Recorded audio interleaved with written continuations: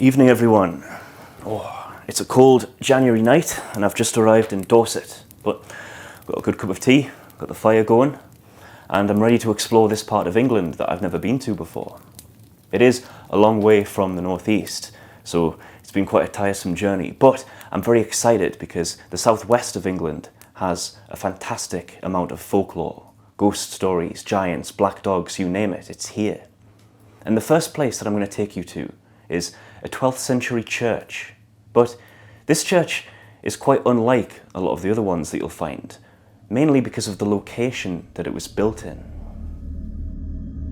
The Knowlton circles are a complex of henges and earthworks, but it's Church Henge that is the best preserved and best known. This site is fascinating because you can see a 12th century church ruin on the site of a Neolithic henge, perhaps a perfect depiction of the transition from pagan to Christian worship. The Norman church itself was in use until the 17th century, serving a community that lived on the nearby riverside that disappeared after the Black Death.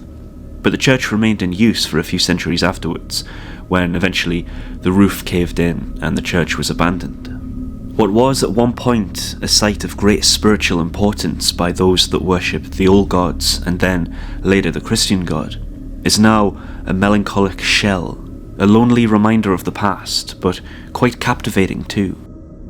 It was said that standing stones that once stood here for thousands of years were broken up and used in part for construction of the church, or else being toppled over and buried.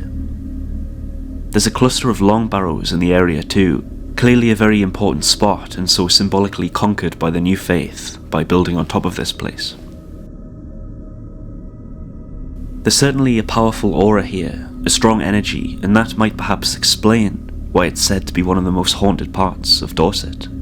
It's believed that a phantom horse and rider gallop across the site in the middle of the night, passing straight through the church as if it weren't even there. Further, a ghostly face has been seen peering out from the top window of the church tower. There's also been a woman spotted kneeling outside the church and seemingly weeping. Some witnesses have described her as a nun. Perhaps she's upset and begging forgiveness for some sin now known only to her from long ago. A phantom black dog has also been sighted in the area, perhaps one of the most common supernatural figures in English folklore. And finally, there's also said to be a mysterious cloaked man spotted on occasion, walking around the outside of the church. Could this be the spirit of a priest or monk from the days when the church was in operation? Or is it the spirit of a priest from when this was still a pagan place of worship? Who knows? Witnesses have reported a very dark or menacing aura from this individual, and he's even been spotted in daylight hours, before disappearing right in front of people. And what is fascinating is that we don't really have any information regarding the backstories of any of these ghosts. No tragic or dark explanations as to why they haven't moved on, or why they've returned to this location, something that makes the site all the more mysterious. Some locals have speculated that the henge itself is a sort of ghost trap, confining the spirits and ghosts within the circle.